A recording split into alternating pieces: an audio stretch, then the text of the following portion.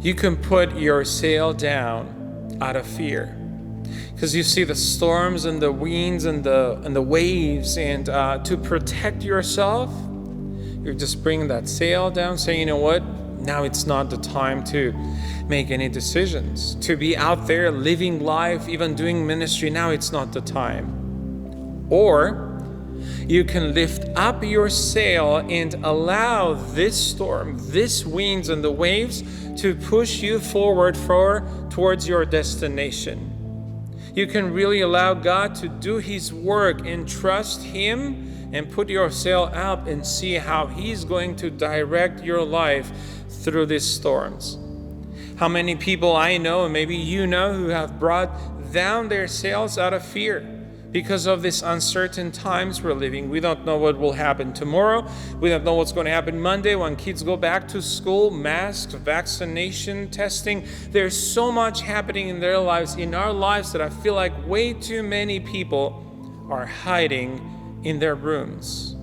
Well, we can't just live like this and hope that one day we will be able to sail again.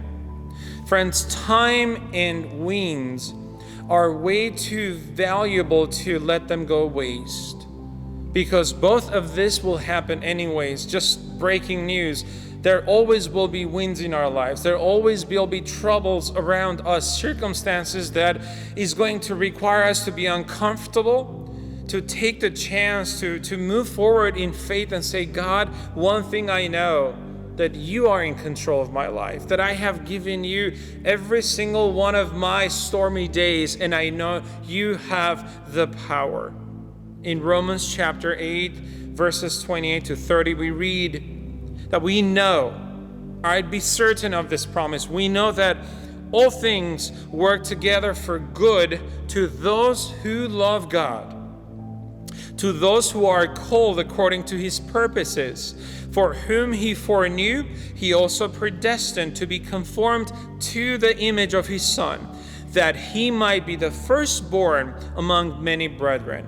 Moreover, whom He predestined, this He also called. Whom He called, this also He justified. And whom He justified, this He also glorified.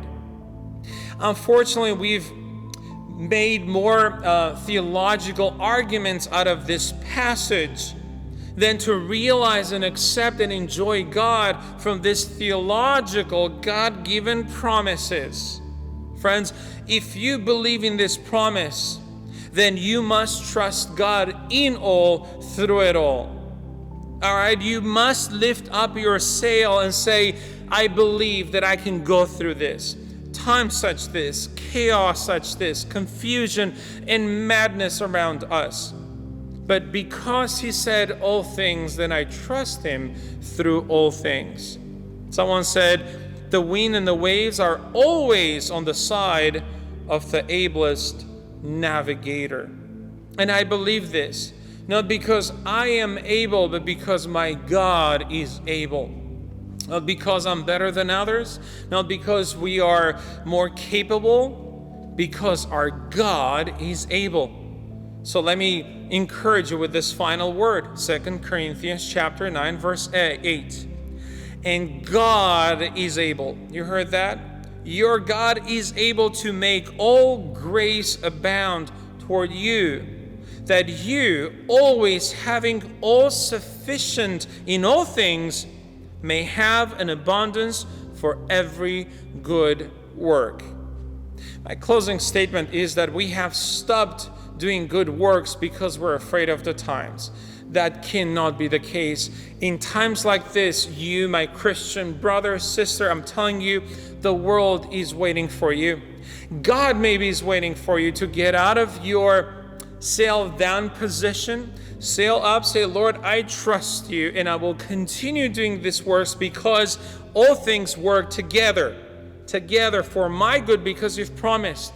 Now I also know that you're able. So Lord, I trust you. I sail up. I move forward for the good works that the world needs to see in us, through us, to believe that Jesus is above all storms. Would you do that? Let our actions intentions speak loud and clear to a world that is in confusion. So that's my encouragement for you. Please push forward, Christian, and you're going to see God doing miracles. May the Lord bless you.